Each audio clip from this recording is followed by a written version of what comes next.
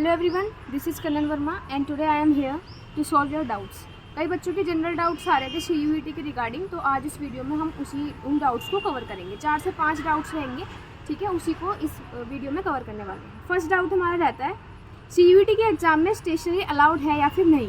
देखो, CUET के exam में आपको सिर्फ एक बॉल पॉइंट पेन ले जाना होता है, या तो ब्लू होगा, ब्लैक मत ले जाना, ठीक है। वैसे तो जो बॉल पॉइंट पेन होता है वो आपको एग्ज़ाम सेंटर पर ही दिया जाता है, और जो कैलकुलेशन के लिए जैसे आपके अकाउंट्स एंड मैथ्स का और भी कोई कैलकुलेटिव सब्जेक्ट रहता है तो उसके लिए आपकी प्लेन शीट सेंटर से ही प्रोवाइड करी जाती है, ठीक।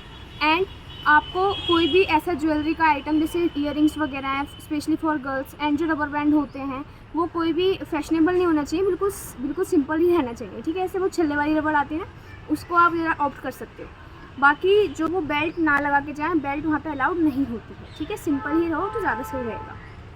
अब बात रहती है CUET एग्ज़ाम की इंपॉर्टेंट डेट्स क्या हैं। तो CUET एग्ज़ाम का सिटी इंटीमेशन जो स्लिप है वो आपका 2nd वीक ऑफ मई अभी 14-15 तारीख तक निकल जाएगा। एंड उसका जो एग्ज़ाम है वो एग्ज़ाम का जो एडमिट कार्ड है वो 3 दिन पहले रिलीज़ होगा एग्ज़ाम से। हमारा है कि स्लॉट्स में होगा एग्ज़ाम या फिर एक ही दिन सारे हमारे एग्ज़ाम हो जाएंगे। It depends on your number of domain subjects और the language and GT that you have opted. आपने कितने सब्जेक्ट्स लिए हैं। NTA के ऑफिशियल नोटिस के अकॉर्डिंग हमारा जो अब स्लॉट में होता है, स्लॉट अब 3 स्लॉट बना दिए गए हैं, और हर एक स्लॉट में मैक्सिमम 4 सब्जेक्ट्स आपको दिए जाएंगे। मैक्सिमम है, 2 भी हो सकते हैं, 3 भी हो सकते हैं, 1 भी हो सकता है, ठीक है। एंड स्लॉट्स में आपका एग्ज़ाम हो रहा होता है डिफरेंट डेज में, ठीक। एक स्लॉट में मैक्सिमम 4 पेपर ही आपके होते हैं।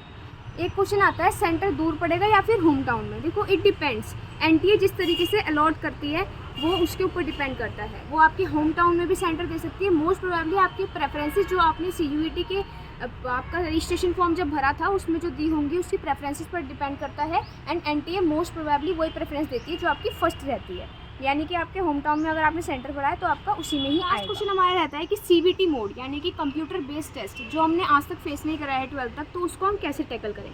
CBT मोड को टैकल करने के लिए आपको 2-3 बातों को ध्यान रखना है। सबसे पहली बात, आपको पैनिक नहीं करना।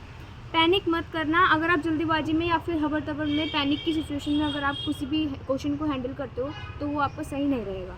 उसकी स्क्रीन बिल्कुल ब्लैक हो गई या फिर वाइट हो गई और वो चला गया, उसका जो टाइमर है वो उसी से स्टार्ट होगा जहाँ पर आपका ख़त्म हुआ था। उसमें आपकी घबराने की कोई ज़रूरत नहीं है। क्वेश्चंस को अच्छे से पढ़ना है, सॉल्व करना है, देन टिक करना है, टिक अकॉर्डिंगली ढंग से करना है। ये नहीं आंसर B और C लगा के आ गए जल्दबाजी में, नहीं।